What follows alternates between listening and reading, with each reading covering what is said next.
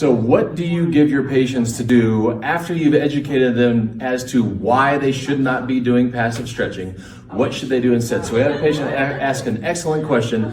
How can I turn my stretches into something positive? So I'm going to have her show us some of the stretches that she was doing. So go ahead and do this one first. Okay. So she was trying to stretch glutes by doing this, what she was doing. But how do we take this and turn it into a fake stretch? So we're going to turn this into an isometric, so she's pushing her foot into the table, rotating, and feels like she's contracting in the glutes and the hip rotators instead of stretching. So now we're engaging the muscle in a lengthened position and range of motion, so now she's going to increase her strength and increase her motion. So same thing, go ahead and show the other rotation, we would do for this. Now she's going to be rotating her foot into the table and pushing her knee into the table. She's going to feel like she's squeezing in the groin. This is going to increase her strength, increase her range of motion, increase her stability, which is MoStreBility.